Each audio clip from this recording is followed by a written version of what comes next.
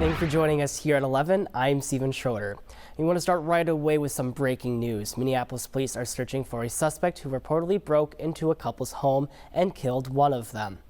This happened on the 1800 block of Arthur Street Northeast around 7:45 this morning. Police say a woman called 911 to say someone was trying to break into her house. When officers arrived, they found that a man inside the home had been stabbed to death.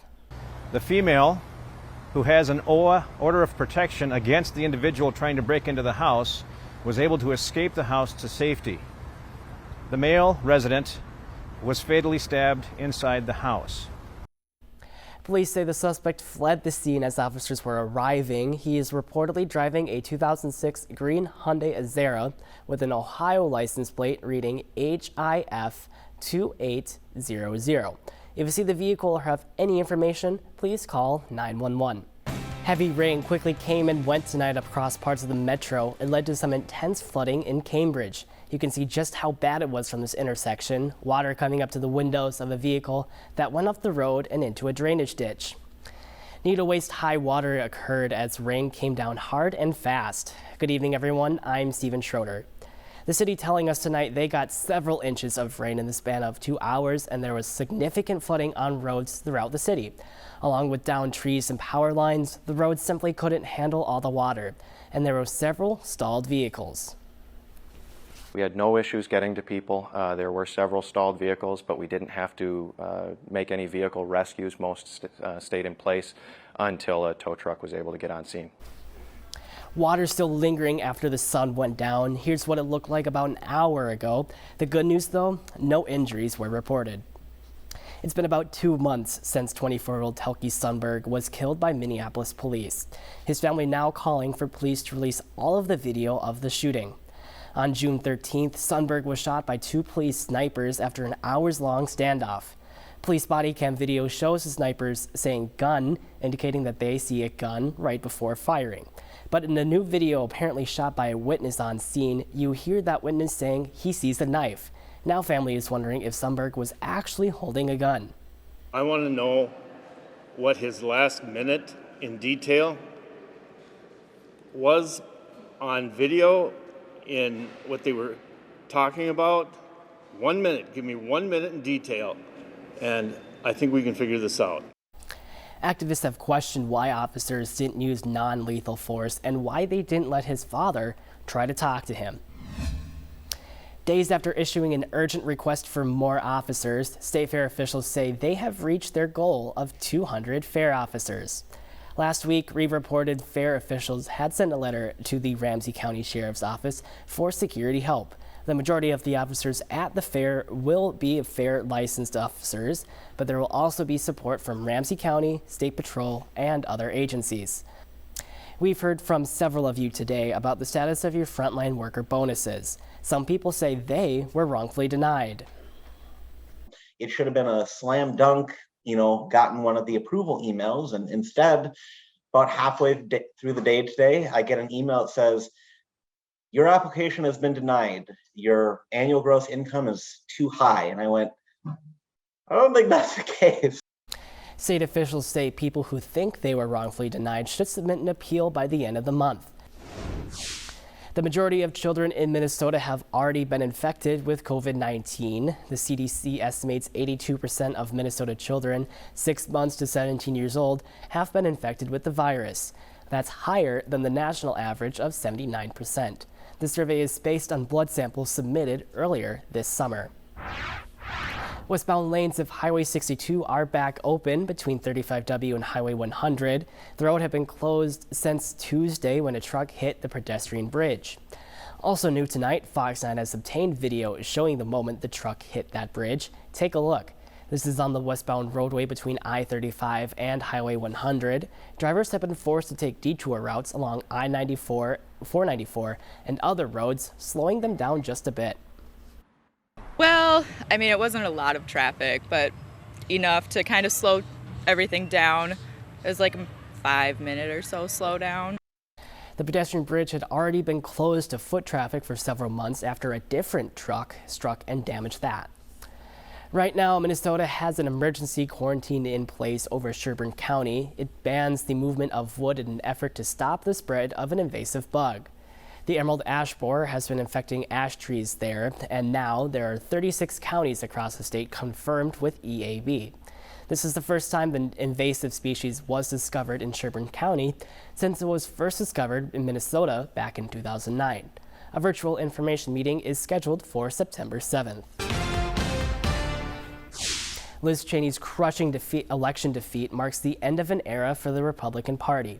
Of the 10 White House Republicans who voted to impeach former President Donald Trump for inciting the attack on the U.S. Capitol, only 2 candidates remain for re-election. The others have bowed out or, like Cheney, have been defeated by Trump-backed challengers.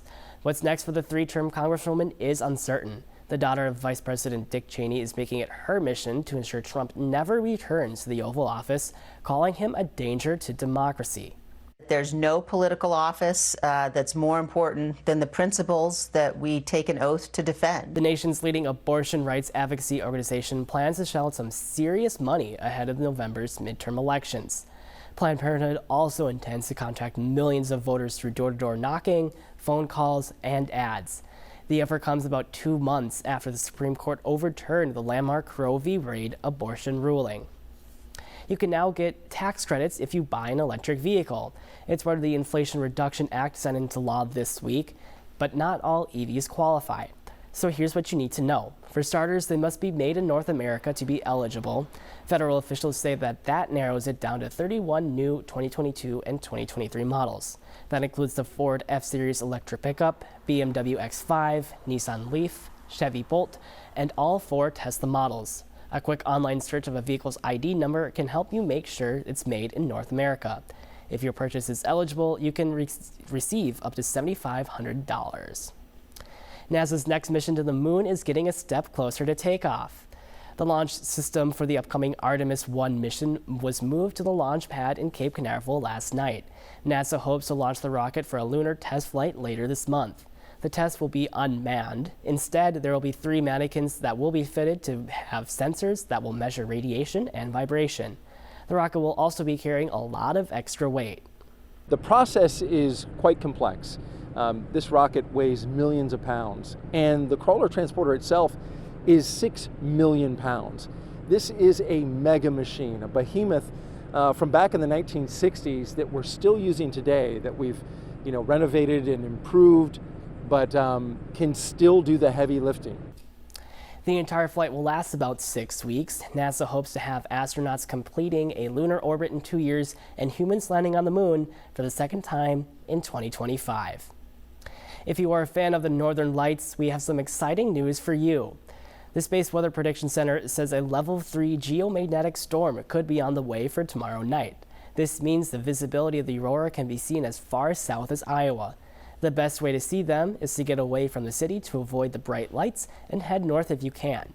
Another key, having clear skies for tomorrow night would be nice to see the beautiful colors. In business headlines this morning, home prices just keep climbing, hitting a new record. According to the National Association of Realtors, the average price for a single-family home is at $413,500. This comes as mortgage rates continue to climb. Freddie Mac's weekly data says 30-year fixed rates are just over 5.2%. Pharmacists can reportedly earn big bucks by signing up with Walgreens.